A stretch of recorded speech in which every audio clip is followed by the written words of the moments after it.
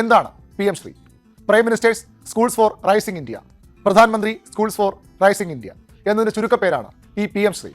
നിലവിലുള്ള സ്കൂളുകളെ ഗുണപരമായി ശക്തിപ്പെടുത്തുക, 2020 ദേശീയ വിദ്യാഭ്യാസ നയത്തിന്റെ മാതൃകകളായി അവയെ പ്രദർശിപ്പിക്കുക, ഇതാണ് PM ശ്രീ പദ്ധതിയുടെ യഥാർത്ഥ ലക്ഷ്യമെന്ന് കേന്ദ്ര സർക്കാർ പറയുന്നു. രാജ്യത്തെ 14,500 സ്കൂളുകളെ PM ശ്രീ ആയി ഉയർത്തുക എന്നതാണ് പദ്ധതി. ഇന്ത്യയിലുടനീളമുള്ള തദ്ദേശ സ്വയംഭരണ സ്ഥാപനങ്ങൾക്ക് കീഴിൽ നിന്നും പരമാവധി 2 സ്കൂളുകളെ പദ്ധതിയിൽ ഉൾപ്പെടുത്തും. കേന്ദ്രത്തിന്റെയോ സംസ്ഥാനങ്ങളുടെയോ കേന്ദ്രഭരണ പ്രദേശങ്ങളുടെയോ തദ്ദേശ സ്ഥാപനങ്ങളുടെയോ നിയന്ത്രണത്തിലുള്ള സ്കൂളുകളെയാകും ഈ പദ്ധതിയിൽ ചേർക്കുന്നത്. സ്ഥിരമായുള്ള പെർമനന്റ് കെട്ടിടത്തിൽ പ്രവർത്തിക്കുന്ന കേന്ദ്രീയ വിദ്യാലയങ്ങൾക്കും നവോദയ സ്കൂളുകൾക്കും PM ശ്രീ പദ്ധതിയുടെ ഭാഗമാകാം. രാജ്യത്ത് ആകെ 670 ജില്ലകളിലായി 1370 PM ശ്രീ സ്കൂളുകളാണ് ഉള്ളത്.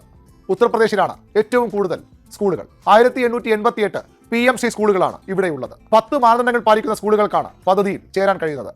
സ്വന്തമായി കെട്ടിടം വേണം, തടസ്സങ്ങളില്ലാത്ത വഴി ഉണ്ടാകണം, ആ വഴികൾ സുരക്ഷയെ മുൻനിർത്തിയുള്ളതായിരിക്കണം.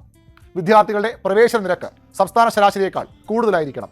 ആൺകുട്ടികൾക്കും പെൺകുട്ടികൾക്കും പ്രത്യേകമായി കുറഞ്ഞത് ഒരു ടോയ്ലറ്റെങ്കിലും ആ സ്കൂളിൽ ഉണ്ടാകണം.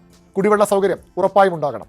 കൈ കഴുകുന്നതിനുള്ള പ്രത്യേക സൗകര്യം ആ സ്കൂളിൽ ഏർപ്പെടുത്തിയിരിക്കണം. എല്ലാ അധ്യാപകർക്കും ഫോട്ടോ പതിച്ച ID കാർഡ് ഉണ്ടാകണം. വൈദ്യുതി കണക്ഷൻ, ലൈബ്രറി, കായിക ഉപകരണങ്ങൾ എന്നീ നിബന്ധനകളും പാലിക്കാൻ കഴിയുന്ന സ്കൂളുകൾക്കാണ് PM ശ്രീയിൽ അംഗത്വം ലഭിക്കുക.